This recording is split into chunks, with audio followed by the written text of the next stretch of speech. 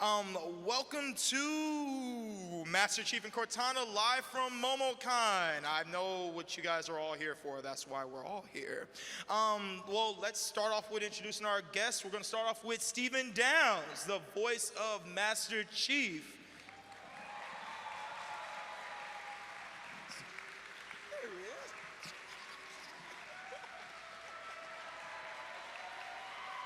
Here we go, here we go. And we're going to finish off with our second guest, the voice of Cortana, Jen Taylor.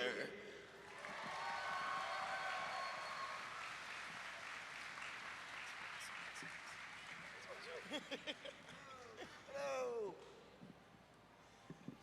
Stephen, Jen, it's very, very nice to have you guys here. How are you guys feeling about being at MomoCon? How have you guys been today? This is my second MomoCon. The first one was 2016, and it was a blast, highlighted by the fact that Keith David was here, which is, I'm a huge fan. He's such a nerd for Keith David. I'm a Keith David nerd. Aren't we all?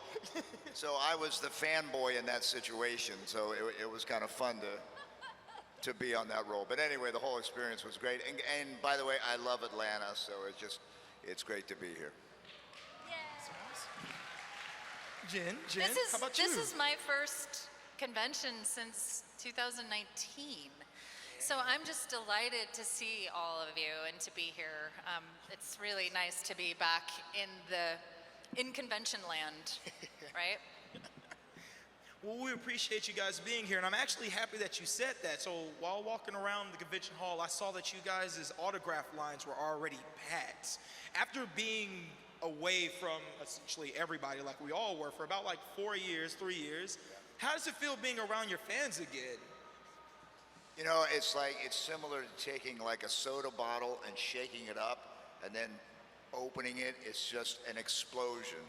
And, you know, so it's great to be back, you know, in some kind of contact with, you know, the people who love the game as much as I do. And highlighted by the fact that this is the first convention in many years that I've been able to be with this woman, and I've missed her terribly, and it's just been so great to be able to share this experience again with Jen. I kind of have a crush, I'll admit it. Jen, how about yourself? How are you feeling today? I know this is your first MomoCon and everything. I'm so happy to be back. It feels so marvelous, and this is how I feel like we really get to connect and remind ourselves why this is important. Is seeing you guys and meeting everybody and talking to everybody about their experiences is what reminds us what we're doing is so valuable to so many people. So it feels good. Awesome. All right, so again, like before we start getting into the voice actors, the voice acting and everything, just want to ask you guys about your life. During these past 4 years, we've all had things change in our lives and everything. What changes have you guys gone through during this time we've all been apart? Oh, can you hear? What, I'm having a lot of trouble hearing you, but I'm going to let Steve go first with that question, or with that answer, so then I can divine what the question was. Yeah. I apologize. Basically, over these past 4 years, since, you know, COVID has hit, how have you guys changed? What has your outlook on life, or like the things that have been going on, changed the way that you view things? You turned it into 4 years. It does feel like 4 years. Yeah, I keep saying 4 years. I'm sorry, 3 years, No. 2 years, a long time. Feels like 40. Feels like forever. Really. You know, it's a great question. I think just on a sort of a personal level, you really sort of rethink your priorities and of what's really important to you. And I think, you know, there's been a lot of things in my own life, not gaming related necessarily, although during that period of time, we were in the middle of doing Halo Infinite. In fact, the very first case of COVID was announced about documented, yeah, about a mile from where we were working at the time in Seattle. We could see the hospital where they were bringing people from, you know, Yeah, from so we were about as the- close as you're going to get, and then from that, and of course they shut all the studios down. Jen lives in Seattle, but I live in Florida, and so I would travel to Seattle every couple of weeks and be there for a few days, and we would work, and then I'd go back. Well, that was now impossible. Part of the reason why the game was delayed in coming out was because we had to figure out a new way, because we were only, what, maybe halfway done at that point. I think we had finished shooting all of the motion capture, The motion capture was but done. you had a lot. I had a few more sessions, and you had a lot more sessions, I think, left to do. So we had to come up with a new way of doing it, and what they did was I have a very modest little closet studio, aptly named because it is a closet, and it's sort of a studio. But anyway, we had to be able to rig that so it would match the audio quality of what we had been doing in a multi-million-dollar facility in Seattle. So on that level, just from a technical aspect, it changed things. But really, on a very personal level, it really, as I'm sure all of you went through, you look at the world very differently, and we still do. I mean, we're still fighting this thing. So it's you know, kind of a game changer in a lot of ways, I think. Yes, I would agree. All right, let's move away from the morbid stuff. I apologize. I'm sorry, everybody. Didn't mean to kill the mood. So we all know you. We all know you best as the voices of Master Chief and Cortana. You have been doing this for a very, very long time, and nobody else can replace you. However, if you guys weren't chosen to be those voices, if you remember, what would you guys have done? Like, what was going to be the next step if Halo wasn't the thing you guys were going to end up doing? Oh, I thought you were going to say, who would we cast? No. You weren't going to do It it. wasn't going to be me. Who would play the role? It really, you know, going back to that time when I did, you know, my first recording for Combat Evolved, let's, for the sake of the, you know, of the question, that's as far as it went. You know, my job at that point was to, you know, just as a voiceover artist, you're looking for work. You know, 90% of the time as a voiceover artist, you're out of work. My wife is also a voiceover actor, and you know, one of her sons, when he was in kindergarten, they had like a, you know, parents, you know. Bring your parent to school day. Yeah, well, yeah, it wasn't bring your parents, but what do your parents do? Career day. His answer when asked what his mom did for work was that she auditions, which is the truth. So true. She auditions.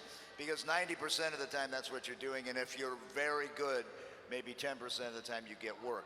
So had Halo not happened, or let's say if it was one and done, it's on to the next thing, whatever that next thing might be. I'm also a theater actor, and so I would probably be doing a lot of theater, continuing to do that. As you say, auditioning like mad. You just keep, I mean, it's hard to know what you would do if this thing hadn't happened to you. You hope that you would find other avenues of expression and creativity, but it's hard to know, right? Sure. Keeping on, continuing to audition, as you say, yes. I had an acting teacher who said, as actors, your job is to audition. It's a bonus if you actually get to perform. Yeah. Okay. Jen, so first off, I would like to apologize. What did you do? I did, oh no. I spilled my coffee on my leg. Are you okay? Not very much. Okay. And it's Jen, old. Jen, and it's They old. have people for that. Don't worry about that. I recently, It's old and cold, so don't worry. Anyway, I recently learned that you are the actual voice for Cortana on Windows 10 and 11, and I'm sure a lot of people can attest to yelling angrily at our virtual assistants when we were not trying to listen to them. don't be so mean.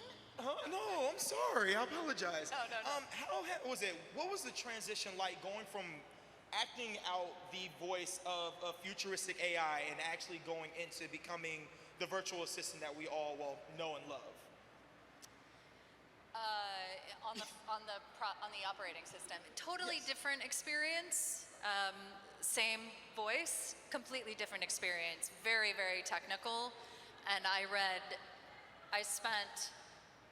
wonder how many hours I spent. I don't know, but I read thousands and thousands and thousands and thousands and thousands of lines so that they could make me say anything, basically. So it was and I had to say them all in the exact same cadence. And it becomes kind of mind-numbing, and trying to stay alive and sound like a person in those moments it was a very, very technical job. So it didn't feel at all like the game. Okay. Yeah. Steven, how does your voice acting as Master Chief compare to you being a radio personality for all these years?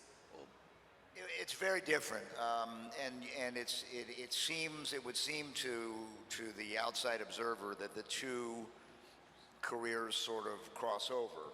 It's been my experience, not only with myself but other voiceover actors who I know who have been on radio at one time or another. Super different. The two rarely cross over.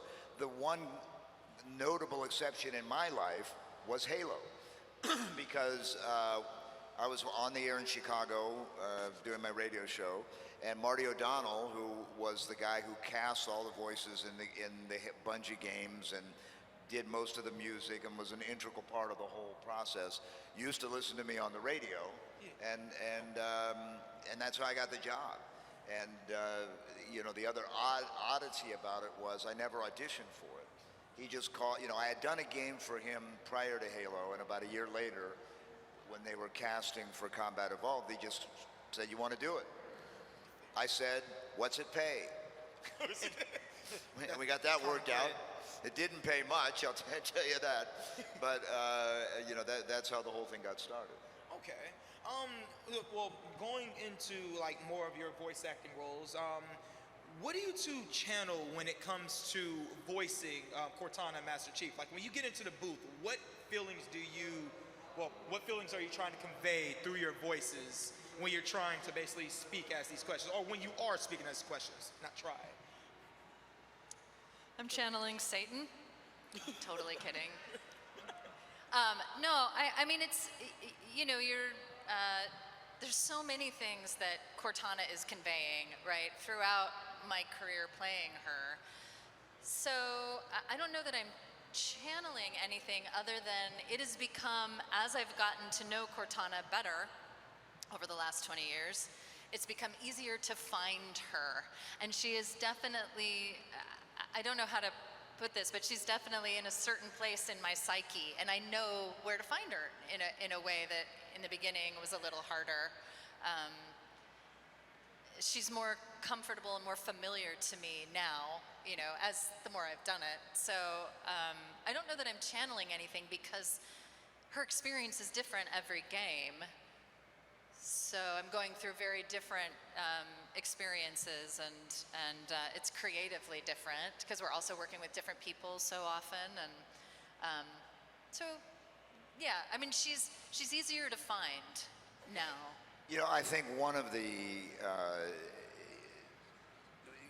examples of what a giant talent Jen is that she plays 3 different roles in the Halo series, all of which have their own distinct personalities and all are yet related. And the challenge is to give them their own personality without divorcing them from whatever the core thing is between Cortana and Halsey and the weapon. And she has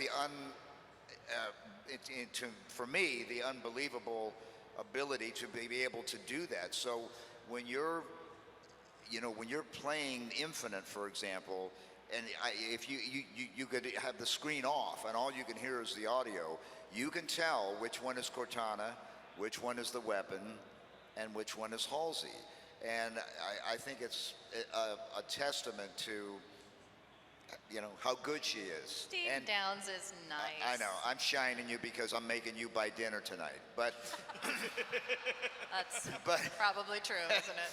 But you know, how do you do that? Like when you know what? You're right. It's easier to find Cortana because she's been around for 20 years. The weapon hasn't. Halsey has, but you know what is it? What Where button the do you push? placement of these different characters, yeah. Yeah. It's about finding their essence, isn't it? Somehow, and I find it physically. I don't know how other people do it, but that's what I do. Yeah. I mean, Chief is so different from you, Steve. So, Well, the chief is the chief. You know, where do you put him? he's just that guy.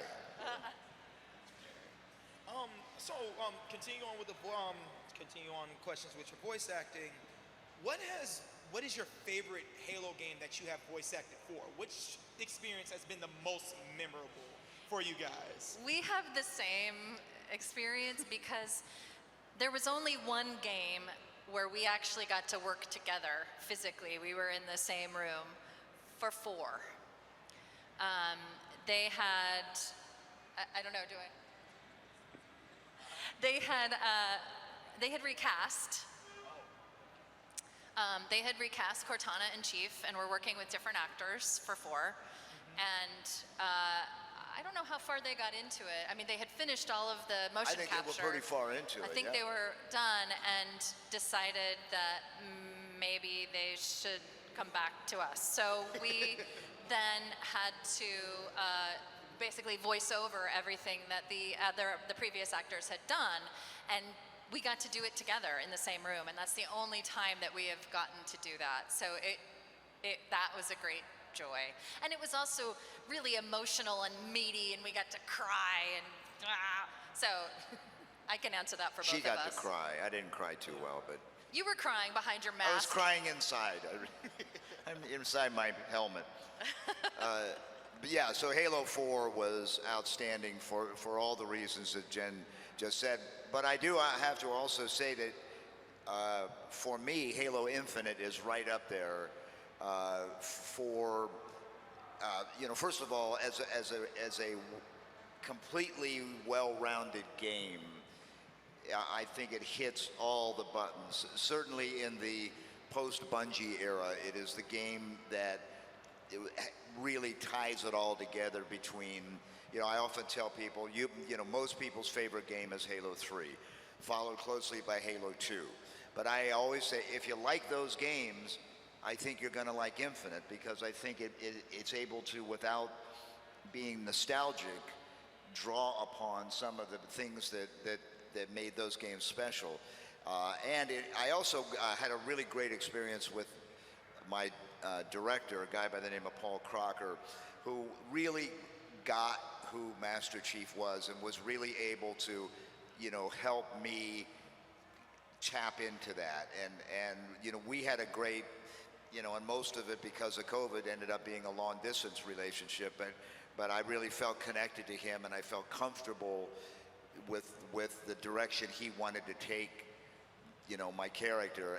And in all honesty, it is the one and only Halo game that when it was all finally done and I sat back and watched it, you know, my thought was, I gave it my best shot, and my best shot is there. Now, whether it's good enough or not is, of course, up to the fans. But I felt like, all right. You felt proud of your work. I felt proud of my work. And it's not like I wasn't proud of the other ones, but there was always something that I thought I could have done better. I wish I could have done it over. Jen and I talk about, in the first 2 games, both of us had colds when we were doing our lines, and I still hear it today. When I hear the cinematics from Combat Evolved or 2, I was like, man, you had a bad cold then. So. Mine was just for Halo 2. Halo 2, I had a cold. Yeah. All right, so you guys like Master Chief and Cortana. You guys have amazing chemistry. We can feel it between you guys. You guys seem like you have a very amazing relationship. Can you attribute a lot of that to you guys' experience to Halo? How is that fast-tracked or affected the relationship you guys have with each other? We met at the 10th anniversary, so 2011, and I think I walked up and bear hugged you, and I felt like this is the one person on the planet who can has been on this journey with me in a way and can understand what I've been going through in a way that nobody else can. And so we had an immediate bond. It was immediate, yeah. Yeah. I felt, our eyes locked, and it was like, you get it, yes. It was just that. Because we had been on this journey separately for 10 years, and without really being able to have anybody to really understand what the process was, going from just recording another job to what it had become over those 10 years. Yeah, and I remember it clearly, when it finally happened. So I think there was an obvious connection there. It's on, there's a film of it somewhere too, and I'm sitting next to you, and I'm like touching you the whole time, and I mean, how inappropriate, but I just felt like this is my new best friend. So yeah, we immediately bonded and clicked. If you guys could go back, would you choose any other path in life? You mean other than being a voice, Other than being an Master Chief actor? and Cortana? No. No. What, are you crazy? Do I I look crazy? No. I'm so in love with these characters. I'm so in love with Cortana. I just think she's magnificent, and I am so honored and proud to be a part of creating her that I wouldn't let go of this experience for anything. It's something I deeply feel.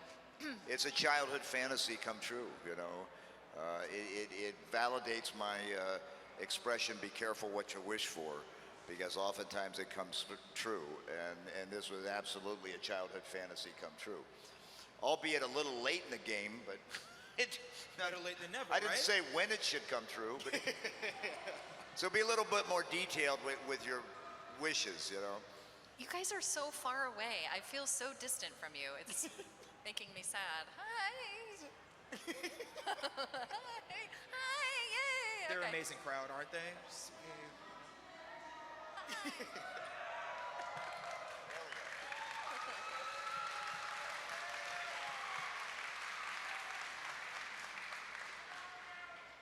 Love you. but I don't even know you. But he loves you. You could just give him a bear hug. What is next for you two? What is going to be the next thing to come up in the lives of Master Chief and Cortana? In the characters? Or in real life? Oh, yeah. We don't sadly get much say over what happens in with the characters. For me, I'm going back to Budapest. I'm gonna film season 2 of Halo series. Oh, and I'm remodeling my house. Oh, that's great. Yeah, we need that. Yes, Yeah. right? That gets the big applause of the night. Talk about your challenges, Yeah, I'm just going back to playing golf. I don't know. I'll wait till they call, but it's you always sort of try to keep yourself ready because you never know. A dear friend of my wife and I's, who is also an actor, had a very sage piece of advice a long time ago. She said, "Never get out of line," and the meaning is that you never know when the next opportunity is going to come. What you do know is that you need to be ready, and sometimes you don't even know what you're being ready for. But it's like an athlete who stays in shape, even though he or she may not be playing for somebody at the moment. You need to be ready, because when that moment comes, you're either ready or you're not. And so I think on that level, on my little level, as a voice actor, and I still do, there's still some things I do in the radio business. I still have a syndicated radio show that airs. Is he yelling at me, or is I? Is it hard to hear? Is it hard to hear him? Okay. Anyway, that's what I'm doing. All right, so we are currently at 2:55. We're gonna start taking questions at 3 o'clock. We have 2 mics on either sides of the aisles. If you have questions that you would like to ask Master Chief, you can start lining up. My runners are currently standing at the mics. Thank you very much. And they will ask you a question before it starts. While we wait for them. We have a lot of people in here. Yeah, it's very impressive. Cool. I think they love you guys. I think we may have to get a selfie. Do I have my phone? Yeah. Just some guidelines for people asking questions. Please no marriage proposals. And anything that you would normally have to go to their table and pay them for, definitely don't ask for free here. I don't know. Steve might accept a marriage proposal. All right, so my last question before we turn it over to the crowd. What do you think is the overall lesson of the Halo franchise? What is your perception of the story, and what is the lesson it's trying to teach all of its fans? Wow, that's a heavy question. That's a big one. That's a big one. I don't know that there's a single overarching, I mean, I don't know, you may feel differently, but I don't know that I think there's a lot of different themes that go on in Halo. There's one of loyalty, belief in oneself against insurmountable odds. I think that, I think for the Master Chief, that's a lot of it. It's a lot of it is that to have the belief in yourself and your connection to the people who are around you, and how you can, I don't know, affect their lives or protect them or some way.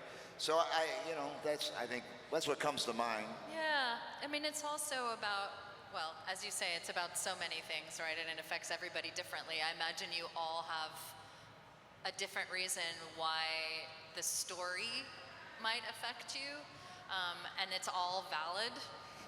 But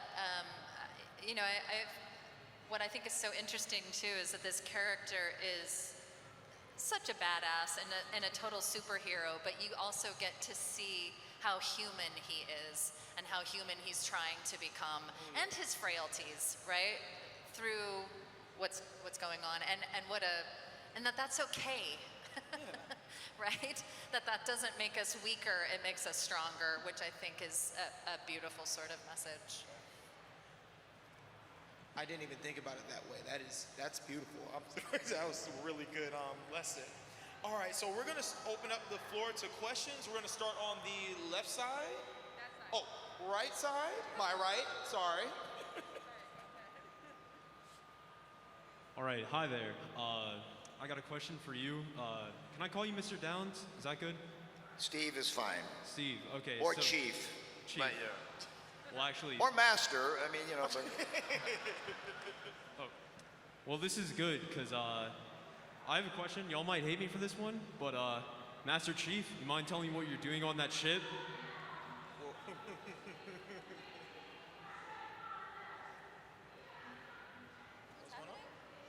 Did you hear me? Sorry, it was hard to hear that. There's somebody yelling somewhere or something. Sorry. Did you hear the question? Okay, Yeah. I'll do it again. Master Chief, you mind telling me what you're doing on that ship? Sir, finishing this fight. Thank you.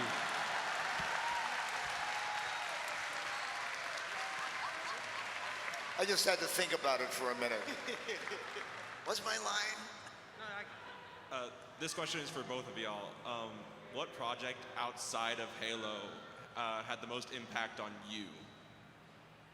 What project outside of Halo had the most impact?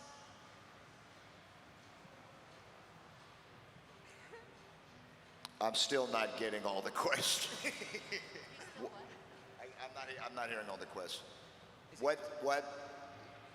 Say it again. Sorry, what projects outside of Halo has most influenced you? Oh, Impacted you, sorry. well, God, That's, you know, in terms of work projects, you know, you know, work is fun. I often say I've never worked a day in my life because you know, what we do is just fun to do.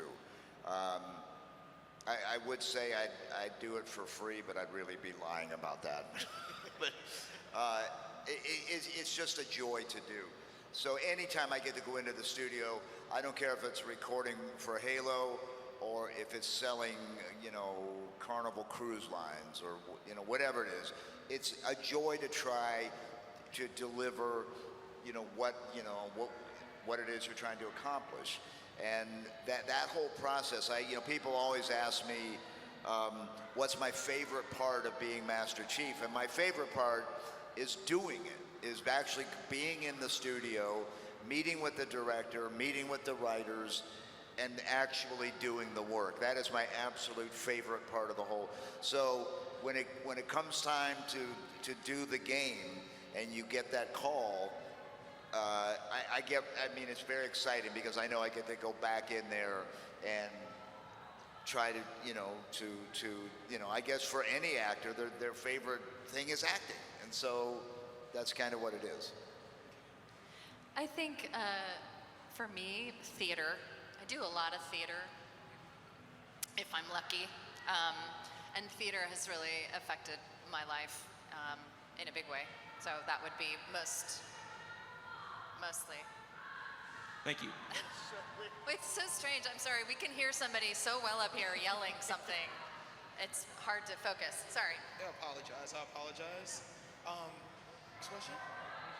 Yeah, hi. I wanted to ask a question about the weapon. How do you guys feel that character is going to evolve over time, especially compared to Cortana? Knowing what the weapon does at the end of Infinite, without saying anything for spoilers, do you guys think that things will be different over time, and how her relationship's going to work with John? I was curious if you guys had any ideas or thoughts on that. It's kind of hard to hear. Yeah. Okay, so we had this problem last panel. Take off your mask to speak into the mic and we can hear you much better. I apologize. Sorry, were you asking about the weapon and the differences between the weapon and Cortana? And how we saw it progressing her. Yes, and how that would go over time as Infinite progresses with DLC and whatnot. How that would be different compared to Cortana, or the same. Also in relation with John's character. If you guys had any thoughts on that, from the Cortana and John perspective. Would you mind if he came up and asked you to No, I think you should, because we can't hear Could I come you. up? That I would could be a probably good go idea. over there. That's what Yeah. we did the last panel. Because we're competing with a whole lot of stuff out here. That's really hard to. Okay, sorry. Come on up. Game things, like they're doing like game tournaments and stuff, and they're doing like a cosplay competition or something. Yeah, it's really frustrating. We're taking notes. He's asking what I thought he was asking, but the differences between the weapon and Cortana and the weapon's relationship with John versus Cortana's relationship with John, and how do I see them, how will they compare, how will they change, how do we think it will be different over time, will it be a similar relationship? So what the information that I was given about when I was playing the weapon was that she's sort of Cortana, but with a clean slate, right? So starting afresh, reboot, if you will. I don't think it's going to be the same. I mean, we wouldn't want to see that, right? That would be uninteresting, I think, to fans if it just was exactly the same. And I'm not sure. She has a different sort of sensibility about her. And I find her in sort of her essence is in a different sort of place for me.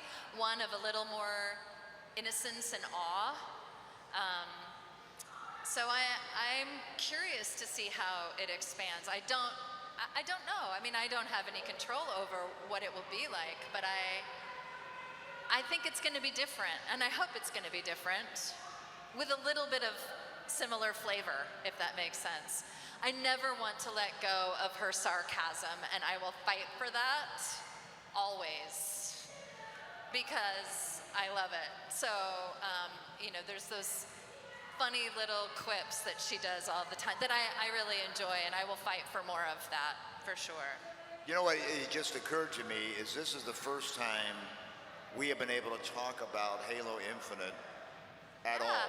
Because the last time we did a convention together, Halo Infinite had not come out. And about all we could say was, yeah, there's going to be another game. Yeah, we couldn't talk about the So weapon. I was just smiling as you were talking about that, because like we, you know, had some information that could not be imparted, and now we can freely talk about it. So yay, you know.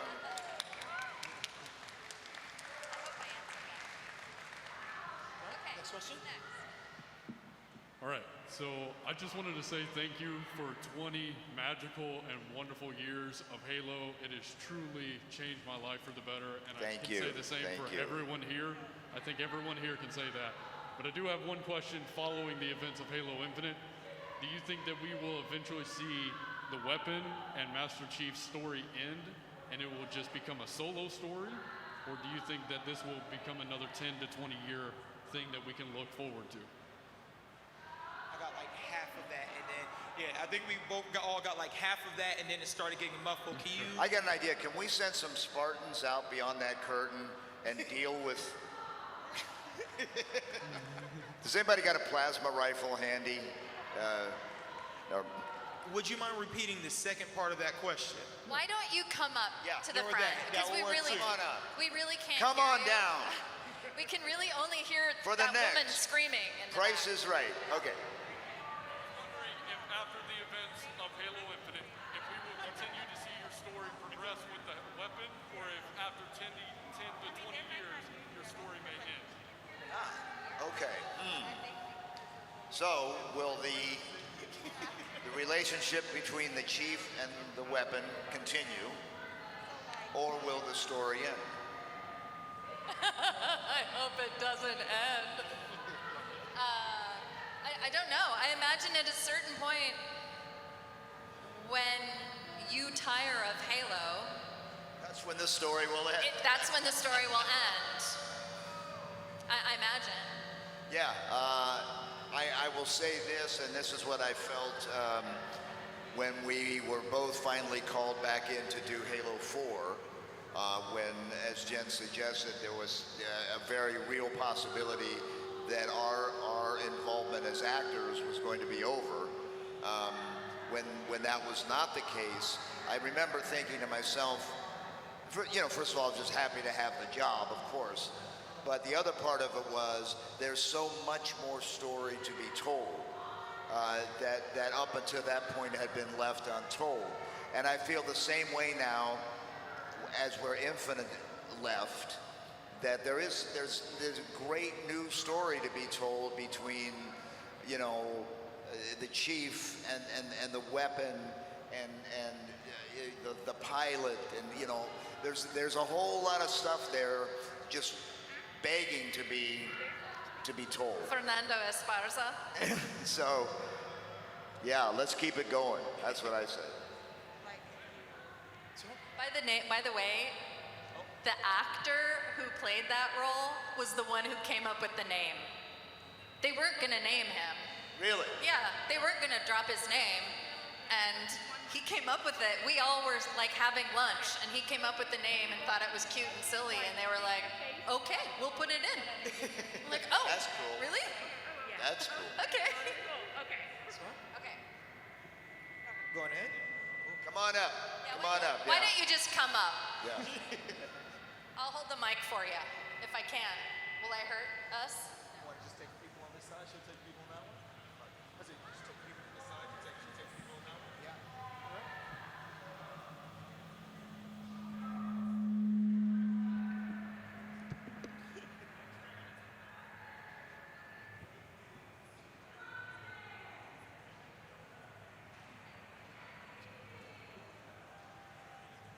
I didn't get this lovely gentleman's name, but he was very kind and talked about how Halo had really affected his life and it was very important to him. And then he asked who my favorite voiceover actor is and who inspired me to become a voiceover actor. And I imagine it's for both of us. Who? I don't think that's us. So I am a child of the 80s, and so The Simpsons is what really turned me on to voiceover acting. I just was delighted by The Simpsons. I thought it was such a charming show and wanted to be a part of something like that. As far as becoming a voiceover actor, before that, it had never occurred to me.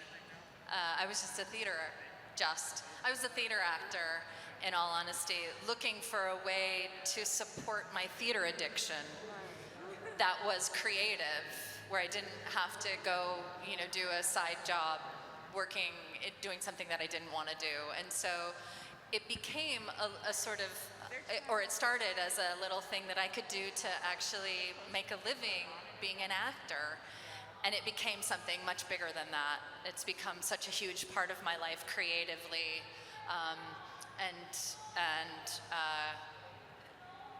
But I don't know that other than The Simpsons, I don't know that I had a particular person, because I never thought of it that way. I thought of them as the characters. I didn't think of them as the people. So it was more, the entire cast of that show was a very big influencer for me. I remember as a kid, Westerns were a big part of what was on TV at the time, and I was a big fan of an actor by the name of Steve McQueen, who I just thought, and I'm certainly not the only one who thought, he was the embodiment of a cool guy. And so I wanted to be Steve McQueen. And the fact that his name was Steve also, somehow I connected, on that level.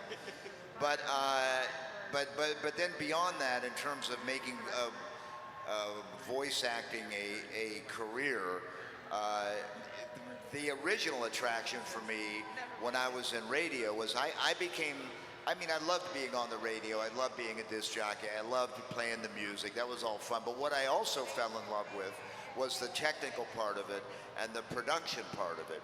And I really started to get interested in producing things, splicing tape, as we used to call it, and putting together little shows or whatever from the technical aspect. And that's what drew me to doing commercial work. Taping it back together. And putting it, breaking it up and around putting it the back. fire. Yes, exactly. And so I really loved doing that. And so I would make commercials for the radio station, and somebody had to voice it. So I was like, okay, I'll do it. And that's really where that all began. But it started more from the non-voice part, from the production part, and the voice part I kind of grew into, maybe more or less out of necessity, because I was the only guy around with a microphone. So I would do it. And that's where that became. And then I really, the voice acting part ended up taking over and became much more exciting and interesting than being on the radio and doing that part of it. So, yeah. Out of all the Halo games, which one made you super emotional that both of you have done? Out of all the fantasies,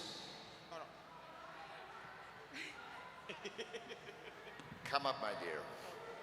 Okay, hi. Out of all the Halo games, which one for both of you have made you the most emotional? Oh. Well, out of all the Halo games, what was the most emotional? I think we sort of answered that with... Which one was the most emotional? Yeah. It's got to be 3 or 4 for us. I don't know. Infinite was a little emotional too, actually, because... It was emotional. Spoiler, I really say goodbye to you in Infinite. And that was a sad, beautiful moment. It was really exciting for me to actually see that happen, because I didn't know what it was gonna look like. And when she just walks through him, it just, that broke my heart. Because Boy. I think, when we shot it, I just walked by him, Yeah, yeah. over and over again. Yeah. But I don't know. I would say, 4 was such a... Yeah, but you're right about Infinite for sure. I think maybe it was more emotional to me when I saw it, like you said, than when I did it. Right.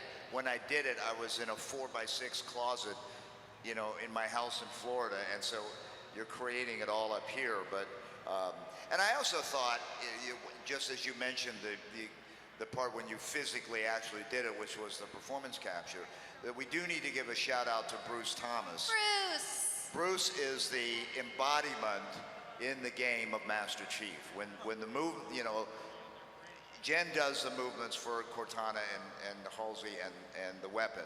Bruce does he's the guy who's doing that stuff. He's a great guy and a great talent and doesn't get enough credit. And I just want to acknowledge Bruce and the great work that he does. Give him a hand, everybody. Shout out to Bruce. So going forward, we're going to have the people that are going to be asking questions speak it once into the mic. Come on, man. He's going to speak it once into the mic, and then they're going to come up to the stage and say it to Cool. you guys. Okay.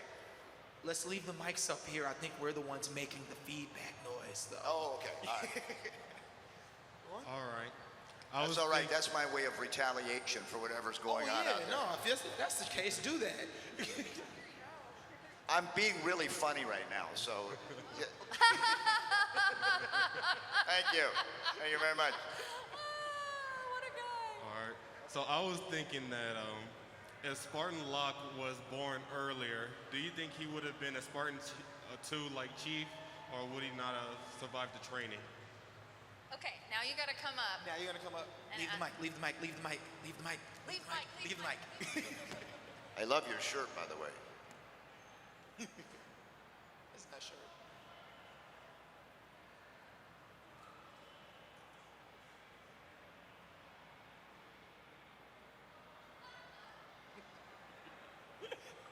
If Spartan Locke was born earlier, would he have been a Spartan too, like Chief, or would he have not survived? Would have been what? If Locke, Oh, yeah, I don't know. He's a badass. Locke's a badass, but those modifications are pretty intense and terrible. I would die personally. I'd be the first one dead. I would be. Thank God it's just my brain and not my body. so if Agent Locke had been, I'm not sure I get where he's going with it. If Locke had been born earlier and been a Spartan, If Locke had been murdered, yes. If we'd murdered Locke, what happened if I murdered Locke? do we think Locke would survive the augmentations that you had to go through and the training and all of that? Hell no. Right? That was the question? What'd you say? Mike Coulter is somewhere going, wow. Short and sweet. I know y'all mentioned you don't have much creative liberty as far as the choices that get made about your characters, but I was wondering if there was anything you would change or add in the future. What would you want your characters, how would you write them going forward or change them in the past? We actually heard that one. I actually heard that question. So there's thank you for whatever it is you're doing. I think you have a career in voice acting. Yes. You were the chosen one. Yeah. It's really. I don't know that I would make any changes. I really don't know that, at least as far as the Chief is concerned. I think what they've done over the years, all of the writers for the game, in their own way have contributed to this lore that to me has a solid foundation. I know some people feel like sometimes it takes a turn one way or the other they may not be pleased with, but I think they've created a very interesting story and interesting characters. My biggest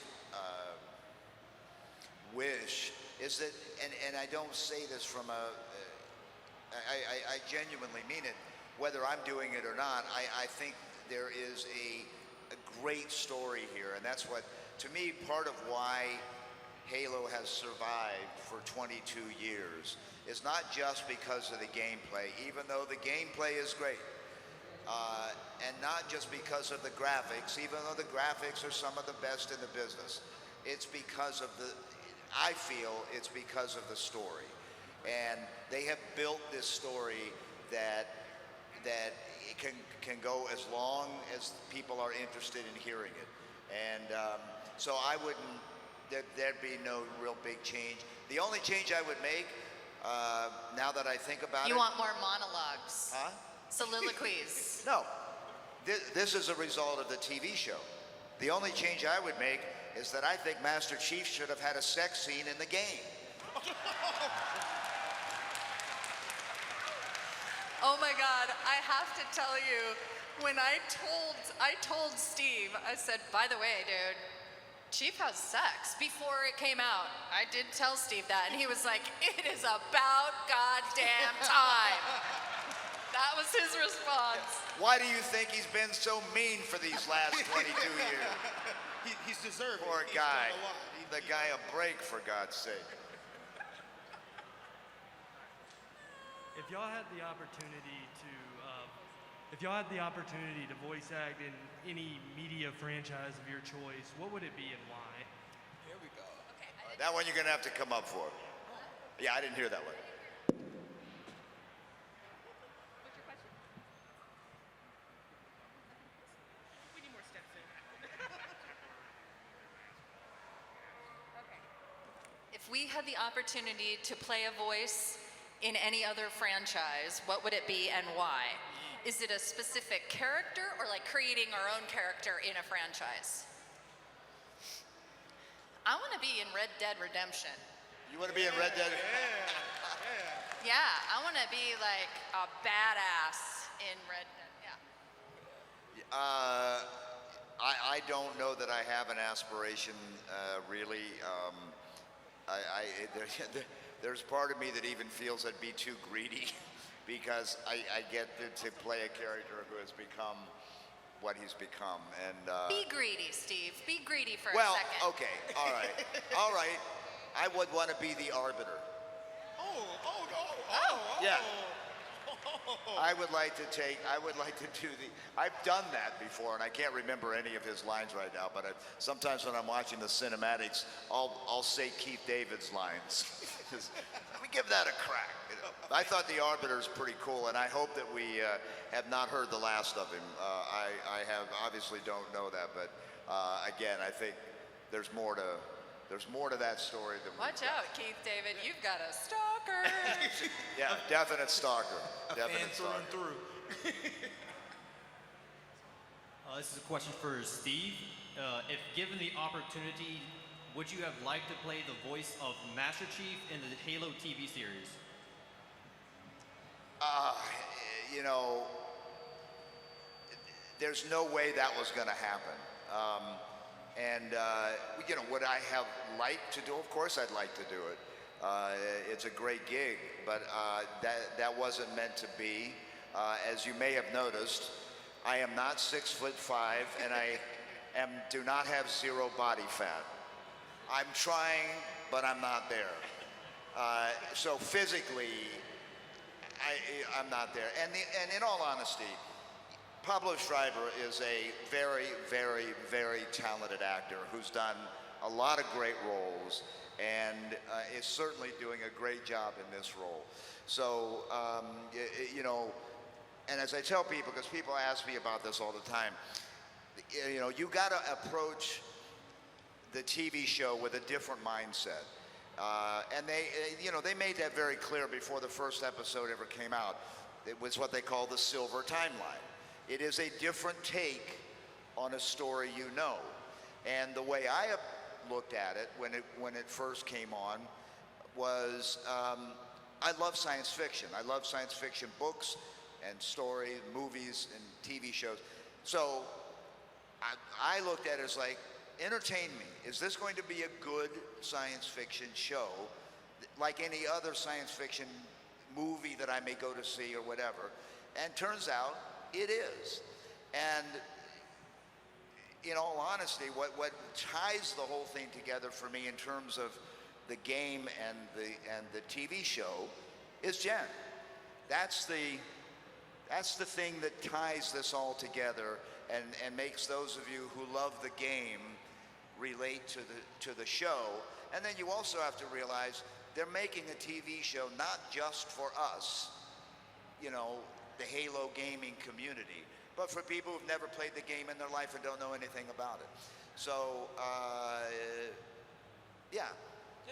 That's my answer. I and I'm didn't hear any of sticking to that. it. I didn't hear any of what you just said, except you gesticulated at me and said, Jen. That's all I got. All right, guys, we are within the last 5 minutes of our panel. We're going to start wrapping up the Q&A questions. I think we have enough time for maybe 4 more, hopefully, 4 or 5. So, go on. Oh, sorry. So, first off, thank you for you and the crew, because you molded a lot of childhoods out here, mine included.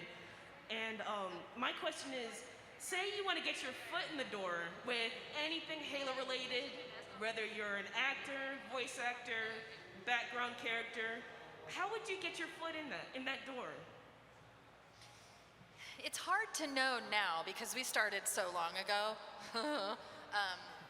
But, you know, the first thing you want to do, the first thing that we always advise both of us is to take an acting class. But if you've already, you know, if you're working on that, there's so much that you can self-produce now and get the attention of people. I think that, you know, that we've opened up, technology has opened up vast ways for people to get involved in creating their own content, which then can lead them into bigger projects. As I said, getting the attention of people who, you know, have that casting power.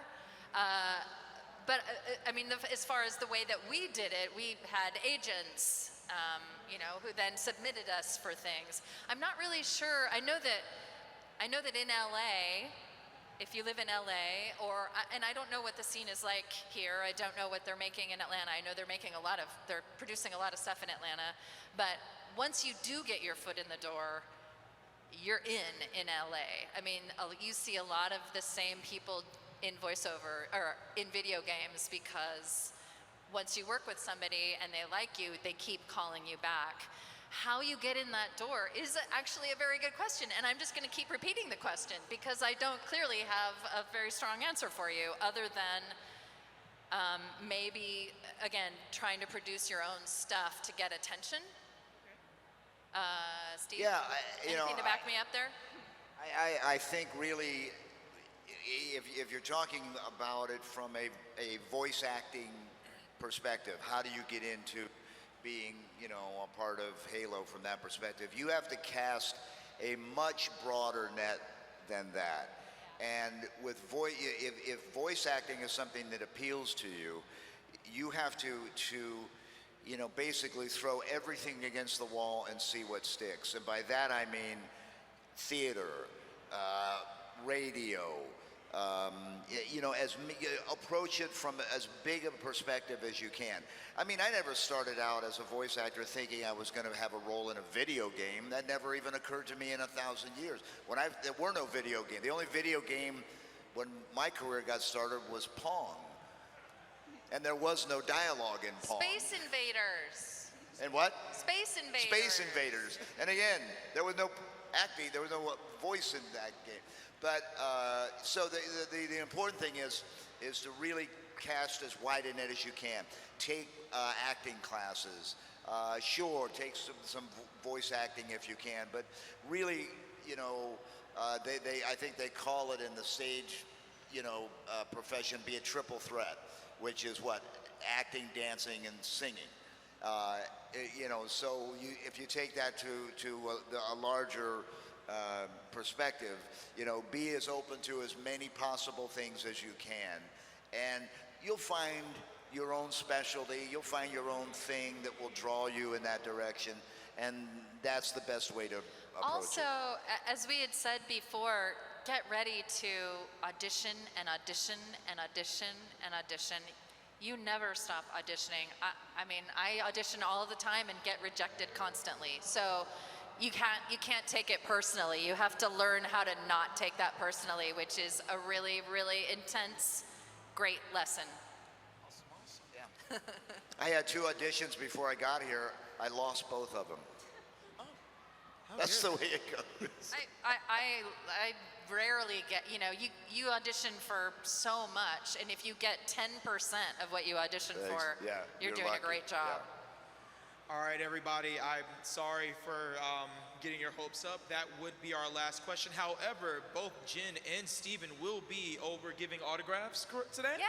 Yeah, so Yes. what are we doing now? We're doing photo ops. Excuse me. Oh, I don't have Our it. schedules are on the back of our. Where's my little schedule thing? Mine's right here. Okay, We're consult. signing things again at 5, but I think 5 we're o'clock. gonna sneak down there. Yeah. We might sneak down there at some point. Yeah, we you were might saying? get down there earlier, like now. Yes. And we're gonna, as they say, we're here all week. Yeah, we have a couple more of these chats about not specifically us, but Yeah. being in video games and what. So if we didn't get to answer your question, I'm so sorry. I hope you'll come back, or we'll see you at the table and you can ask Yeah. us. And if we don't get a chance, individually, thank you so much for being part of this, for allowing us to do this. Yes, And, thank you. It's you're the reason why we get to do what we do. So thank you all very much. Thank you, and thank you, Justin. Thank you, everybody. Jen Taylor and Steven Downs, everybody. Master Chief and Cortana.